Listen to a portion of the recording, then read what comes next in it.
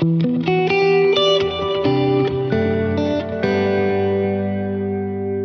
everyone. Welcome back to the Israel Connection. I'm Esti Zenati, and I have a very special guest today. It's Rabbi Steven Schwartz.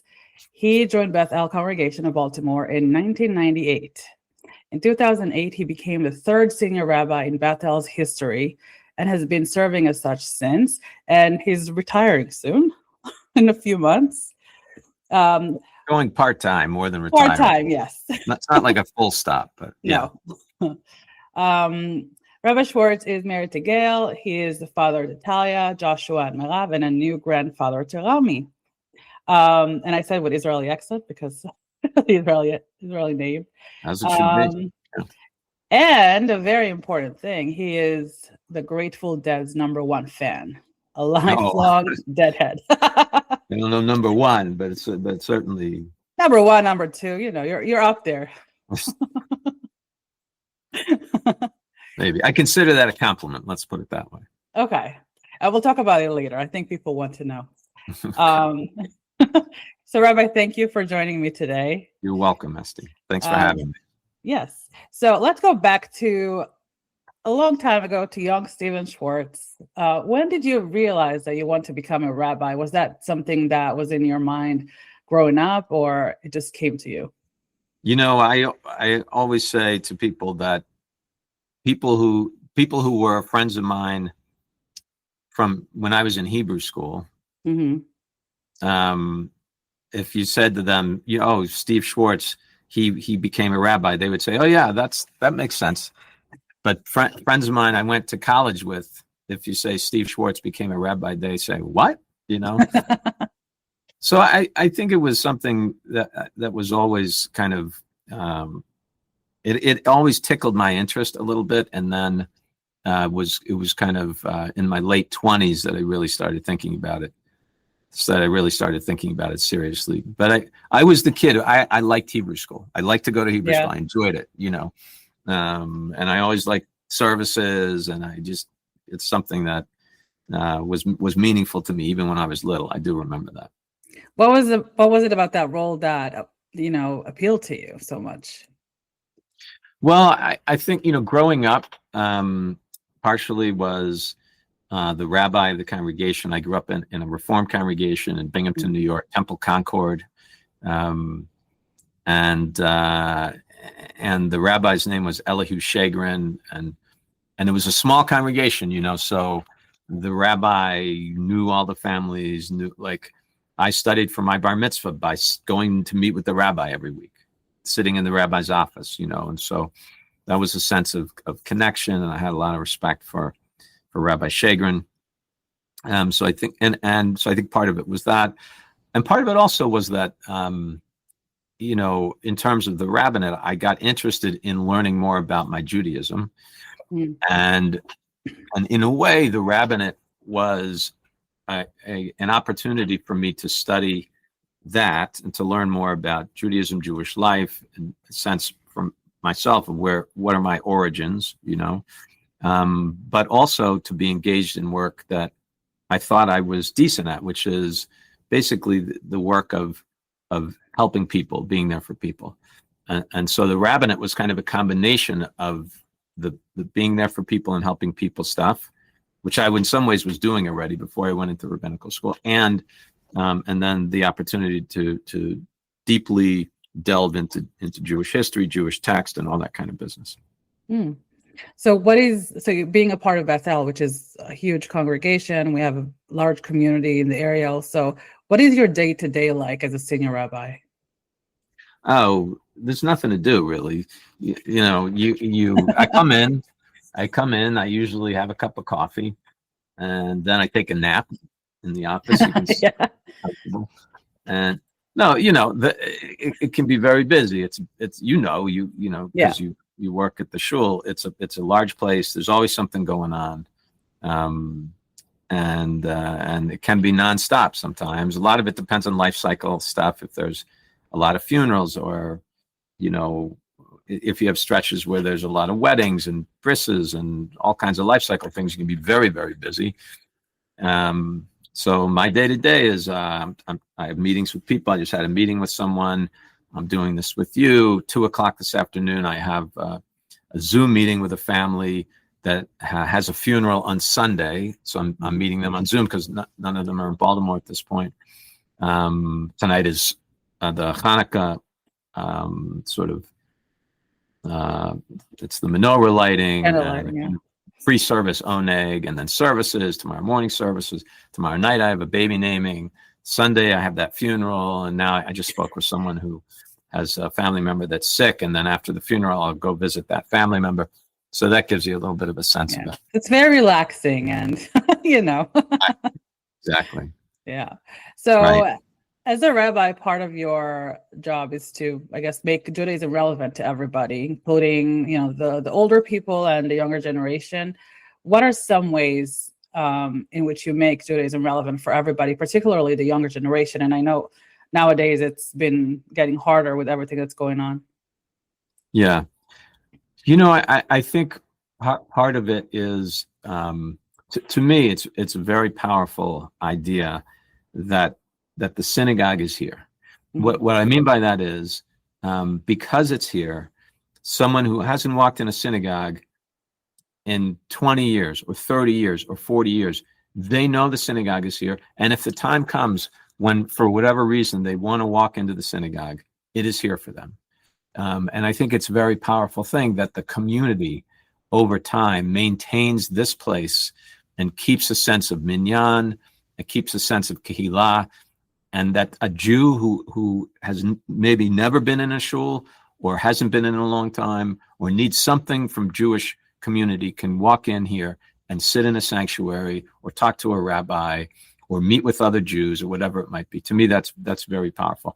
And I think part of the way we do that is just by keeping the doors wide open, and that is, I don't mean in a literal sense, but in a metaphoric sense, so that, for example, for young families, we just had a big Friday night dinner for young families, and I was able to go. It wasn't here; it was Amanda's home, and I was able to go and spend a few minutes with the families and say the blessings with them, and that's a way of reminding them that the tradition is there for them. They can access it.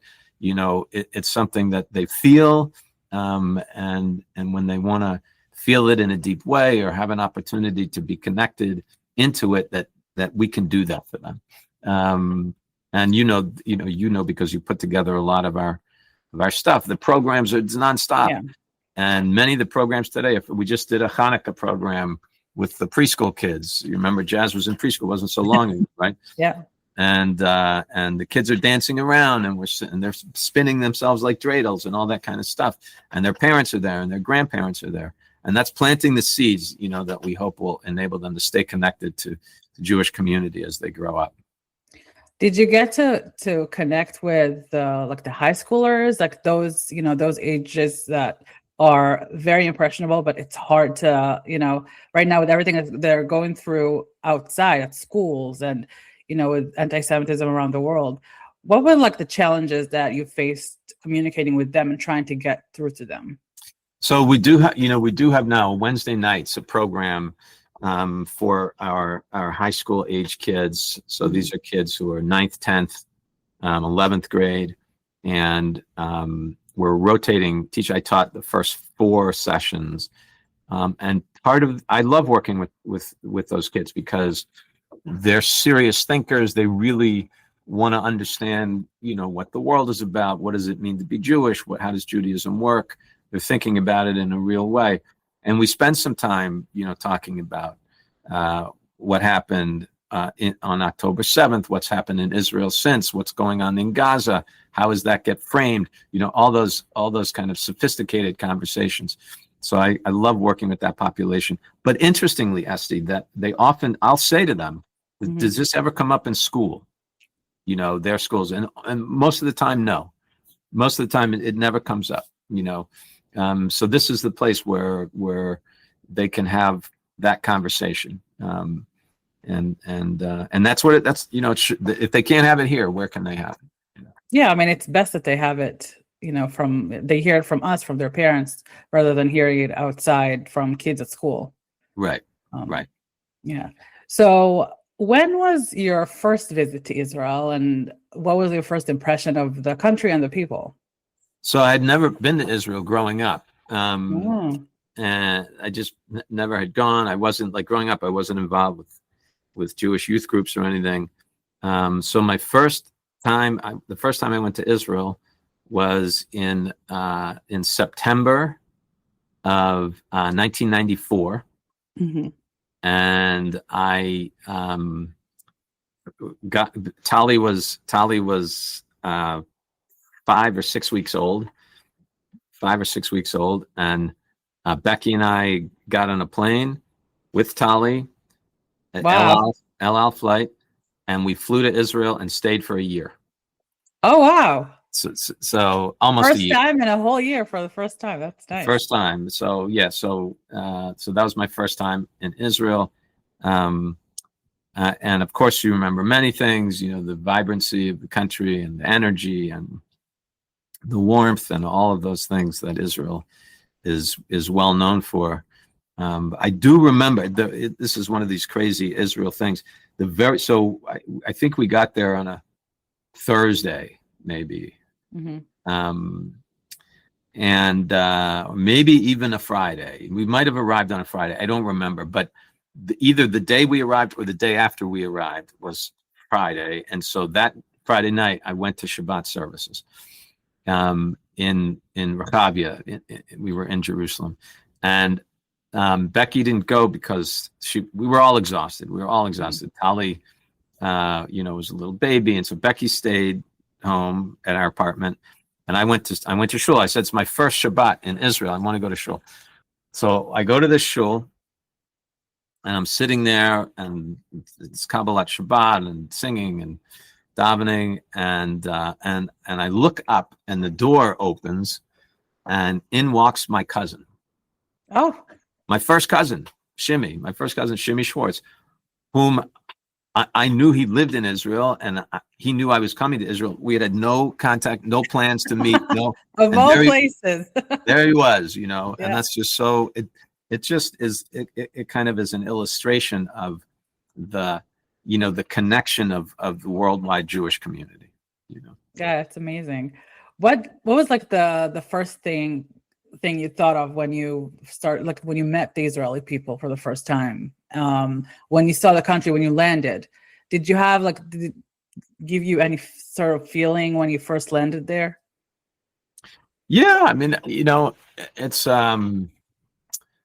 sort of. I think quickly you begin to understand the difference in culture from the United States. I think it's very different culture in many ways, and Israelis have to have a sense of resiliency, determination, appreciation, all of those things in a different way than I think Americans do. Yeah. I think Americans often take things for granted, and you just don't think about how challenging life can be in America in the same way you do in Israel, for many obvious reasons.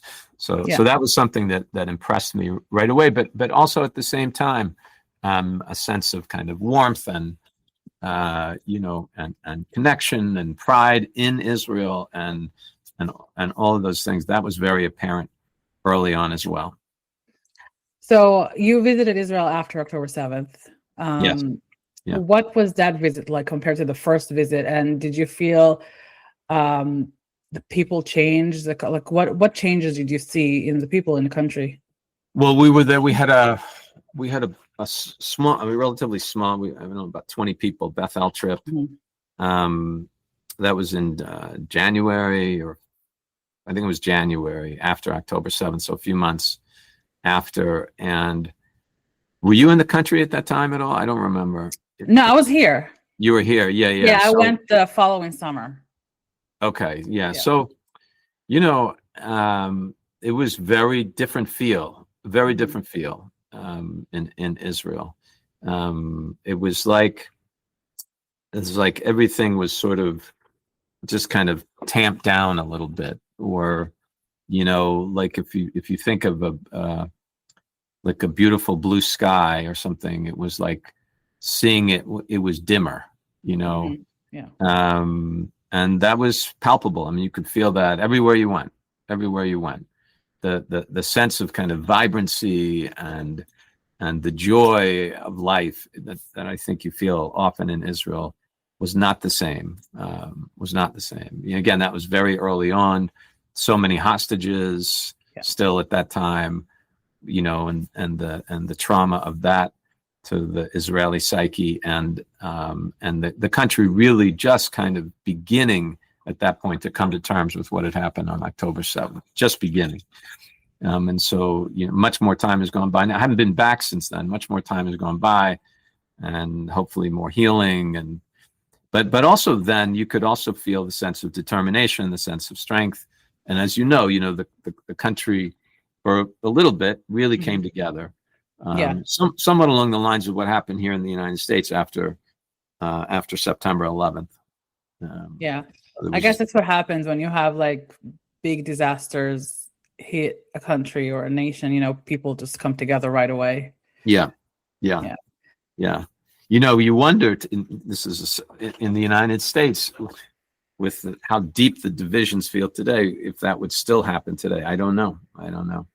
Hopefully, you know, there won't be any tragedy. I mean, I think it would, because you know what, in Israel, I mean, we saw the division that was before October 7th, all the protests and everything that was going on left and right. And, but then, you know, after October 7th, everyone came together. It wasn't like, it didn't matter which side you were on, who you voted for. Right. You needed help, we helped you. Like that's how it was, at least for the first, you know, year. Right. Now it's a little bit. Because now, you know, it's calmed down. So now people are kind of going back to some of the things that were before. But I feel like, I mean, I think, you know, speaking to Israelis and, you know, obviously my family and everything, you can tell that it taught them something. Yeah. I mean, not everyone, unfortunately, but, you know, some people learn from it. And especially those who went, you know, to the reserves, they got together and they fought together side by side. And they didn't care if this one was religious, this one wasn't, this one voted for Bibi, this one voted for whoever else. And like, it wasn't a thing. They just knew that they needed to fight together for the country. Right. For sure. No doubt.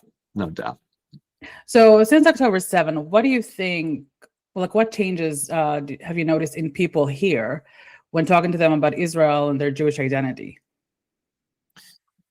Well, you know, I think it's a very sort of unsettled time, or very difficult, challenging time to be part of Jewish community today.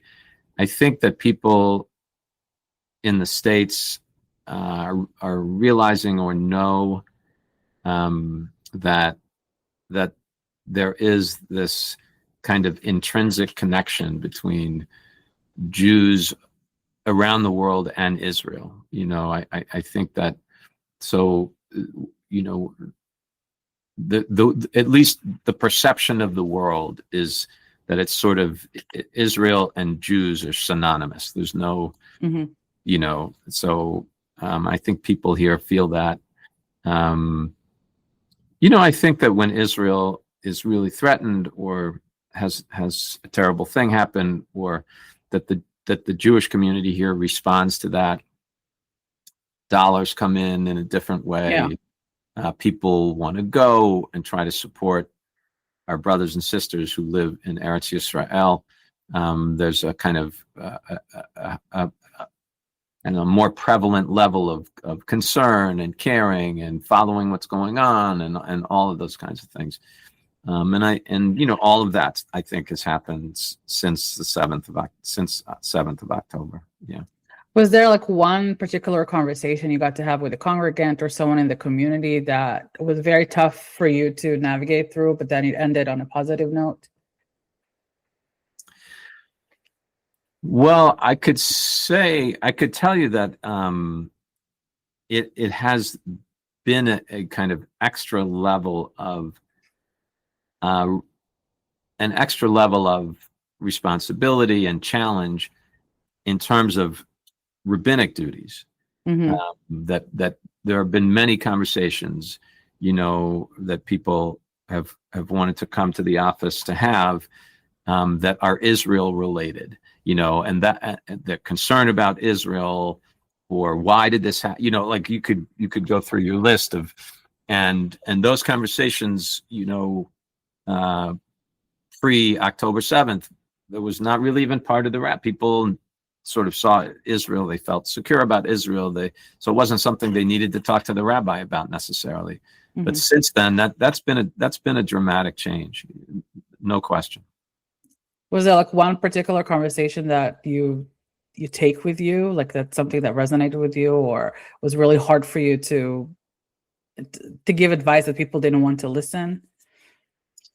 Well, a couple of conversations, that resonated very deeply for me were conversations with people who have family in Israel, mm-hmm. Or children studying in Israel at the time, or whatever it might be, and just the concern and fear and worry, and for some parents particularly, a kind of tension between pride in the fact that their son or daughter was in Israel and wants to stay in Israel, and feels more pride about Israel, and more patriotic, if that's the right word, about Israel, and so they're proud about that, and they want their kid to come home. Yeah. Like that's kind of the tension. But oftentimes those young people decided to stay, and although the parents were concerned, the parents supported them in that, and that shows again the pride and connection to Israel that Jews have. Yeah, during this time there were a lot of families that had lone soldiers in Israel. Yes, and some of them even joined during the war. Did you ever get to talk to these families specifically, and to get their feeling of why they allowed their child to go to Israel during this time and serve in the military? Yeah, one particular family, and this is just a family that deeply believes in the state of Israel. Mm-hmm. So, someone in the family had made Aliyah at one point and come back to the States, so they had that kind of continued connection, and they were proud, concerned but proud that their son had gone and was representing their family, Jews worldwide, and Israelis in the IDF. Yeah, I've been to an FIDF event a few months ago, and at one point they highlighted those families that have lone soldiers, kids in the IDF currently. And as an Israeli, it was remarkable to see. I mean, I've seen, when I was in the IDF, I've seen lone soldiers here and there, but it wasn't many of them. Yeah. There's a lot more awareness of that now, and there's a lot more people that go, I feel like. Yeah. Along those lines, I mean, obviously a totally different level, but I think somewhat similar in the sense of expression is, you've seen young people starting to wear visible Magen Davids. Yes. Mm-hmm. Or Hamsas. Yeah, even Jez asked me for one. Yeah. So that's a new thing. I mean, that that was not something, and it's a way I think that young Jews have of expressing their solidarity with Israel, but also their sense of Jewish identity, to show this is important. This is who I am. It's important to me, and I'm part of a community. So it's not the same as joining the IDF, obviously, but it's something. I mean, it's the diasporic kind of thing. Yeah. So along those lines, we've seen a lot of obviously anti-Semitic attacks throughout the past couple of years around the world, particularly the latest one in Australia during Hanukkah. How do we, as a Jewish community, navigate through this scary time? And how do we make sure that we keep our Jewish pride, that our children keep their Jewish pride, and we don't have to hide ourselves? Yeah, I mean, this is one of the pressing questions for worldwide Jewish community, these days. You probably know that the night after the shooting, the terrorist attack at the beach in Australia, at the same beach the next night, there were hundreds and hundreds of Jews who gathered there. Also non-Jews that came to support. Yes, absolutely, Esti. That's important to say that too. Yes, that sort of Australia came out, and many Jews, and it was a way of the Jews saying, we are not going to hide. This is who we are, and of the Australian people saying, we are there for you. We are supporting you. So there's hope in those kinds of moments. So there's practical stuff to all of this. I mean, in Baltimore, in the synagogue community, we're in touch with law enforcement all the time. Mm-hmm. We have security in the building now, as you know, that we never had before. We have a metal detector system that you have to pass through to walk into the building. We have security guard down at the school. We have security guard up here. When we have special events, we have police here. None of that was happening 10 years ago. Right. And 15 years ago or 20 years ago, it wasn't even a thought. There was no money allocated in the budget to security. If not a single dollar, 15 years ago. So that shows you how dramatically. But in other words, so there are things you have to do. You have to take concrete steps. It has to do with security. It has to do with being in touch with law enforcement. It has to do with being careful about social media and what information you post and how you post it and where you post it, all those kinds of things. So there's that. And then there's a whole psychological layer to it, and I think people feel fear. I know congregants come to shul and I've talked to congregants and they feel trepidation about coming to shul. They're afraid. They come, but they feel fear in a way that they never have before. And you counter that by making the place feel safe, making it safe as you possibly can with all the security apparatus, talking with people about it, letting them know, what's being done and all those kinds of things. But it's ongoing. It's an ongoing project. Yeah, I saw like a clip from the Australian news that they spoke about the Bondi Beach attack, and apparently there were over 1,000 people in attendance at the event, but only 2 police officers, and they were not even right there. They were like in the vicinity of the place, and that just shows you the lack of, I guess, knowledge about security, because we need security. Unfortunately, that's just how things are. Yeah, and and coming from Israel, you see, we have security everywhere. In every single place possible, there's a security guard, armed security guard. Unfortunately, we need that. I wish we didn't need that because other communities don't. But so how do we go through all this stuff, but also don't live in fear, like a constant fear of possibly being attacked? That's tough. Yeah, I think. I think the only way that really happens is through experience after experience where things are okay. Mm-hmm. So I think in part what's happened is, I think this happens with loss also is that, you're used to what do you do in the morning? In the morning, you wake up, sit up in bed, you turn to the side of the bed, you put your feet down on the floor, and you stand up and you walk, And what's happened to the worldwide Jewish community is that we woke up one day, we turned our, to the side of the bed, we put our feet down, and there was no floor. Yeah. And in order to feel that when you put your feet down, there will be a floor there, you have to put your feet down and have a floor there, and put your feet down and have a floor there, and put your feet down and have a floor there. So, God, I hope for the next 5 years or 10 years or 15 years or forever that Jews can gather together and nothing bad will happen. And if Jews gather together for the next 3 years and nothing bad happens, people will feel safer.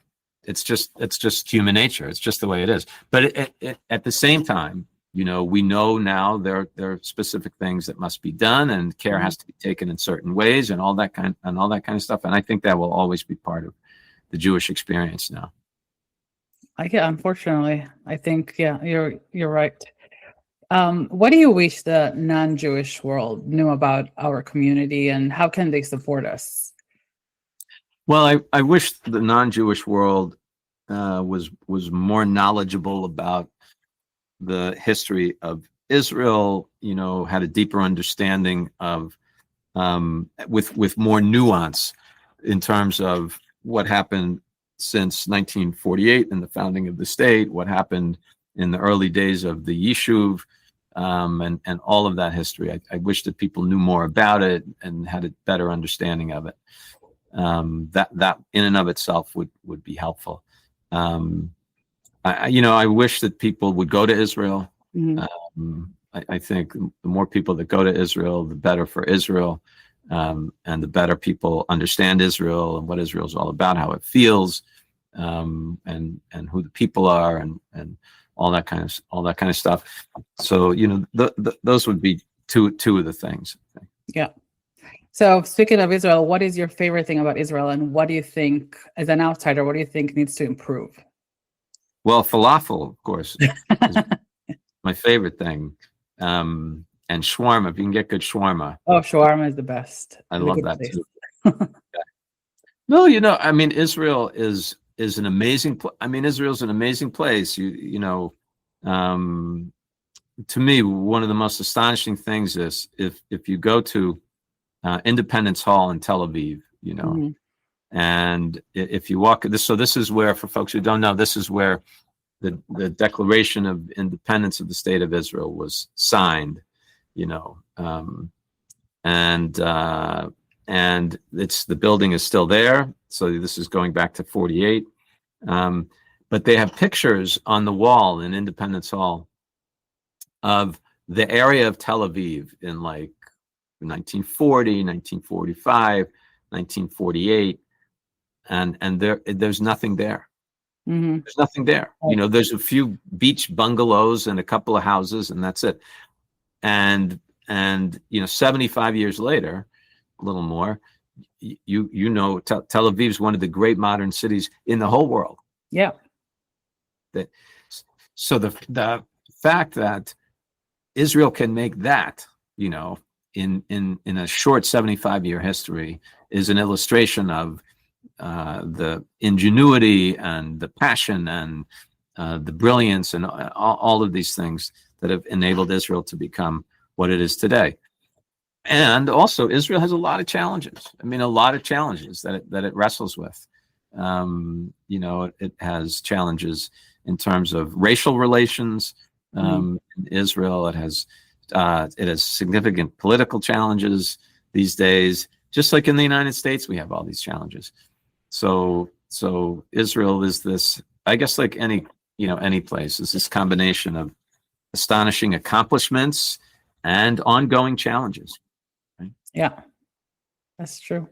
So lastly, and non-related to any of the things we spoke about, but we mentioned it earlier, you are a lifetime deadhead. Oh my gosh. Yeah. When did it begin for you? And I think people would be curious to know, when did it begin for you and why the Grateful Dead? Well, that's a long and sordid tale, but I really got interested in the Grateful Dead because I have a cousin, Howard, first cousin of mine, who grew up in Baltimore, went to Pikesville High School, and I always looked up to Howard, and he was into the Grateful Dead.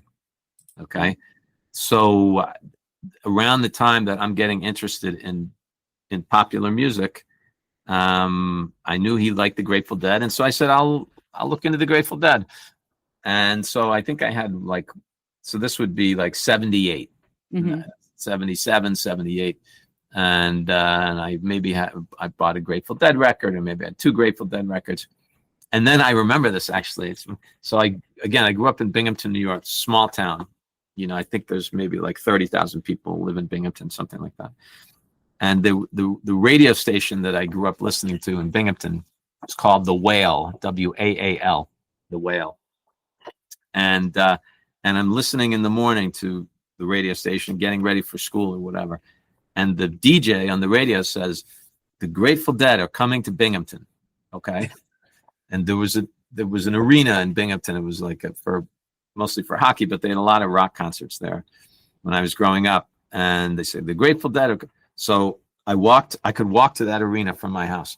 So I walked to the arena, and I bought 2 tickets to see the Grateful Dead. The tickets cost, this was 1979, tickets cost $7. Oh, I wish they did now. I don't know. Now you know, if you go see, concert, it's $150 easily. That's the cheapest one. So the Grateful Dead played in Binghamton, New York. They played in Binghamton, New York 4 times, but that particular concert, which was my first Grateful Dead concert, was in May of 1979, May 9th. And I went with a friend of mine. I was a young guy. I was 13 or 14 years old, I guess, and 14. And we went to the concert. We walked because we could walk from our house, and it was quite a scene there. But it did, to me, I felt something was happening, and I was interested in that.